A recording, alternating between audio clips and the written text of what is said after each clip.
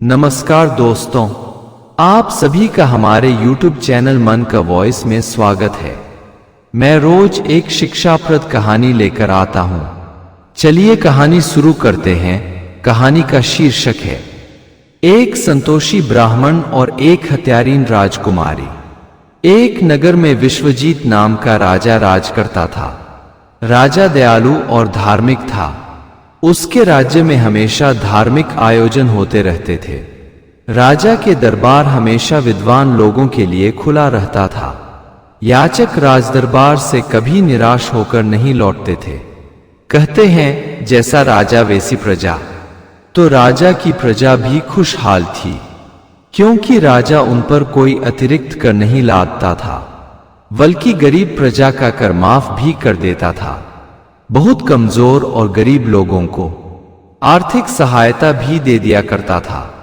इन सब बातों के चलते प्रजा राजा का गुणगान किया करती थी। राजा की एक रानी थी, मधुमती उनका नाम था। राजा ने रानी से प्रेम विवाह किया था। रानी किसी राजा की बेटी नहीं थी, बल्कि राजा के एक वफादार सैनिक की बेटी थी। एक बार राजा जंगल में शिकार को गया था। उस जंगल में बहुत ही खूंखार आदमखोर शेर रहता था। वह रोज किसी न किसी तरह एक आदमी का शिकार कर ही देता था। जब जंगल के आसपास वाले जंगल जाना छोड़ दिए तो वह रात्रि के वक्त जंगल के आसपास के गांवों में आता और किसी न किसी को मारकर जंगल में ले जाता। प्रजा उस शेर से परेशान होकर राजा से गुहार लगाए, महाराज उस आदमखोर से हमें बचाइए।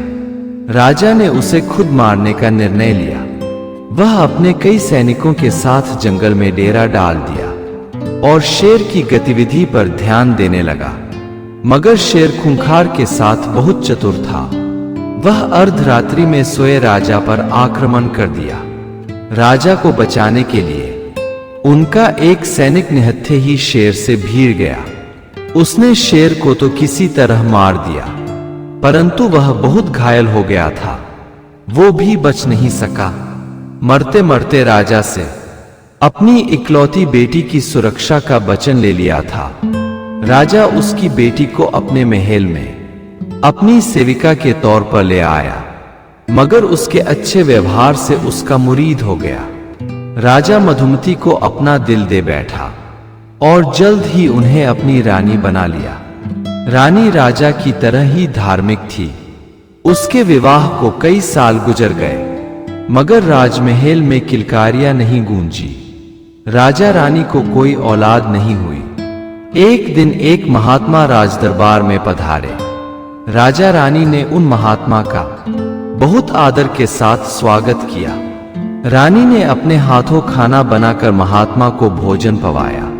महात्मा खुश होकर रानी से एक वर मांगने को कहा। महात्मा बोले, इस वक्त तुम मुझसे कोई भी मनचाहा वर मांग सकती हो। रानी ने भी बहुत चतुराई से एक साथ एक ही वरदान में जुड़वा बच्चा मांग लिया।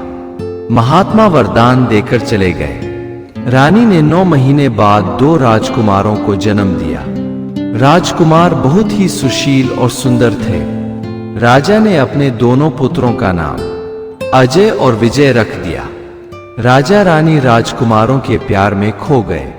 16 साल कब निकल गया, राजा को पता ही नहीं चला। राजा के एक पड़ोसी राजा अपनी जुड़वा राजकुमारियों के विवाह का प्रस्ताव राजा के पास भेजा। राजा ने सहर्ष स्वीकार कर दोनों राजकुमारों का विवाह कर दिया। दोनों बहनें राजा की बहू बनकर महल में आ गई। दोनों बहनें धार्मिक थी। वह रोज पूजा करती।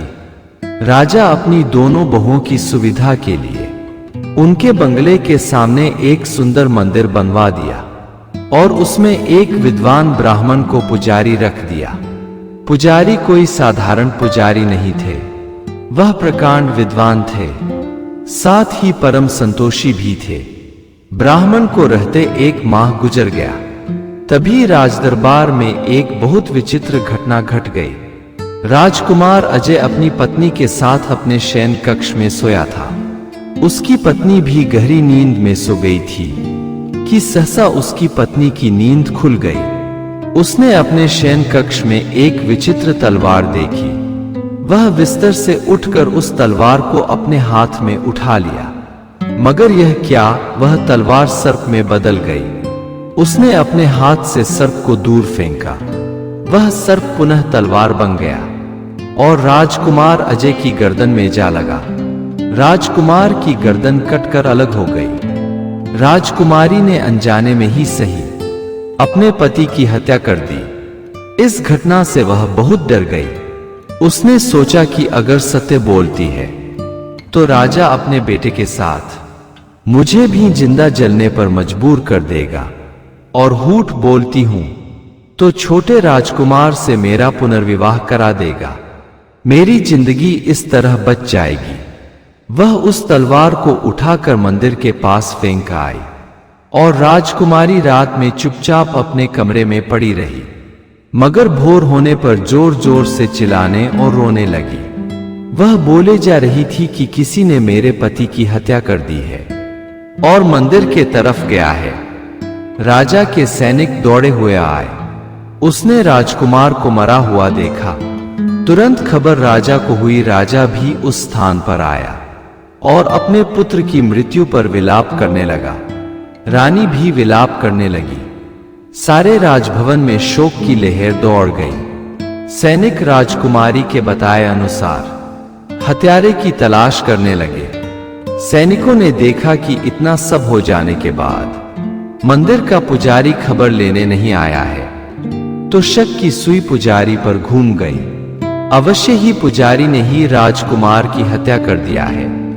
सैनिक पुजारी को पकड़कर राजा के पास ले आए और बोले, महाराज, इस पुजारी ने ही राजकुमार की हत्या की है, क्योंकि हत्या में उपयोग की गई तलवार पुजारी के कमरे के पास ही मिली है और वहां किसी के आने जाने के, किसी दूसरे के पद चिन्ह नहीं मिले हैं। राजा पुजारी पर बहुत क्रोधित हुआ और बोला कि ब्राह्मण की हत्या न्यायोचित नहीं है, मगर इसे कठोर सजा दूंगा। जिस हाथ से इसने मेरे पुत्र का वध किया है उस हाथ को काट लिया जाए। राजा ने ब्राह्मण का दाहिना हाथ कटवा लिया। ब्राह्मण राजा से बोला, हे अन्यायी राजा, तुमने मेरे साथ अच्छा नहीं किया। तुमने इस घटना का जांच कराना भी उचित नहीं समझा। मैंने अपनी जिंदगी में कभी एक चींटी भी नहीं मारी है। इतनी बड़ी हत्या तो दूर की बात है। और मुझे राजकुमार से किस प्रकार की दुश्मनी थी? क्या उसका राज्य हमें मिलने वाला था? परंतु राजन, इसमें तेरा भी दोष नहीं। यह सब मेरे किसी जन्म के कर्मों का फल है। ब्राह्मण वहां से रोता विलखता चला गया। वह कारण जानना चाहता था कि आखिर उसने पिछले जन्म में ऐसा क्या गुनाह किया था कि इस जन्म में बेगुनाह होते हुए अपना हाथ गंवाना पड़ा। मुझ पर झूठे हत्या का दोष लगा। वह जंगल में तपस्यारत एक महात्मा के पास गया तो वहां की विचित्र घटना देख वापस लौटने लगा। उसने देखा कि महात्मा तपस्या में लीन है और उनकी पत्नी एक घड़ा में पानी लेकर आई और महात्मा के ऊपर उड़ेल दिया और उनको बहुत अपशब्द बोलती हुई चली गई। लौटते हुए ब्राह्मण को महात्मा ने देख लिया और उनको अपने आश्रम में बुलाया। उनसे पूछे कि आप अवश्य ही किसी उद्देश्य से हमारे पास आए हैं। तो ब्राह्मण बोला, जी महात्मन, आया तो उद्देश्य लेकर ही था, परंतु आपको स्वयं कर्मों का फल भोगते हुए देखा है, तो अब पूछने को क्या रह गया है। परंतु अब आ ही गया हूं तो आपसे जानना चाहूंगा कि किस जन्म की गलती के कारण आपको ऐसी बदजुबान पत्नी मिली है। वह आप पर क्या क्या जुल्म कर रही है और आप शांत हो सब सह रहे हैं। महात्मा ने कहा कि ब्राह्मण, जब तुम मेरे पिछले जन्म के बारे में जानना ही चाहते हो तो ध्यान से सुनो। पिछले जन्म में एक कौआ था और मेरी आज की पत्नी उस समय एक हिरनी थी। वह जंगल में रोज चरा करती और मैं जिस पेड़ पर रहता था उसी के नीचे आकर वह विश्राम करती थी। एक दिन जंगल में भागते वक्त किसी कटीली झाड़ी से टकराकर उसके पीठ में एक कांटा गड़ गया। वह कांटा उसे असह वेदना देने लगा, तो उसने मुझसे मदद मांगी। मैं अपनी नुकीली चोंचों से कांटा निकालने का प्रयास करने लगा। कांटा तो निकल गया, परंतु हिरनी असह पीड़ा से तड़प उठी। वह धरती पर गिरकर छटपटाने लगी। तभी 2 गीदड़ उधर से आ रहे थे। हिरनी को गिरी देखकर उस पर टूट पड़े।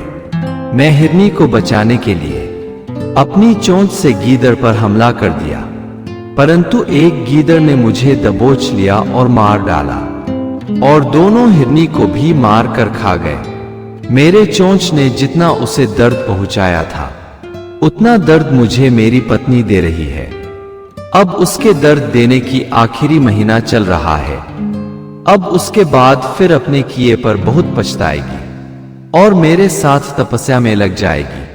ब्राह्मण बोला, महात्मन आप मेरे बारे में बताइए कि किस गुनाह के चलते बेगुनाह होते हुए भी मुझे अपने दाहिना हाथ गंवाना पड़ा है। महात्मा बोले, ब्राह्मण तुम अपना पिछले जन्म के कर्मों के विषय में सुन लो। पिछले जन्म में तुम एक ऋषि थे। एक बार एक गाय भागी जा रही थी। उसके पीछे एक कसाई पड़ा हुआ था।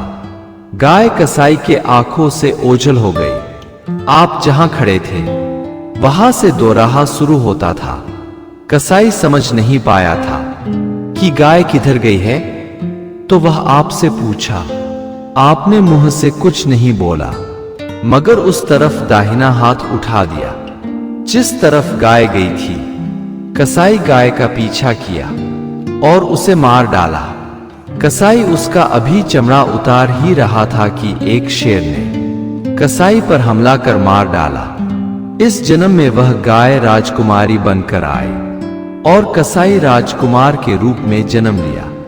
वह इस जन्म में राजकुमारी के हाथों अनजाने में दुर्भाग्यवश मारा गया, क्योंकि विधि ने उसकी मौत कर्मों के अनुसार उसी तरह लिख दी। और ब्राह्मण आप वही ऋषि हो जिसने गाय के जाने के दिशा में अपना दाहिना हाथ उठाया था, तो कर्मों के अनुसार आपका दाहिना हाथ कट गया। ब्राह्मण कोई भी अपने कर्म फल से बच नहीं सकता। मनुष्य को अपने पिछले कर्म भी अपने अगले जन्म में भोगने ही पड़ते हैं। अगर आपको हमारी कहानी अच्छी लगी हो तो हमारे चैनल को सब्सक्राइब करें, लाइक करें और कमेंट बॉक्स में राधे राधे जरूर लिखें। आपसे पुनः मिलते हैं एक नई वीडियो के साथ।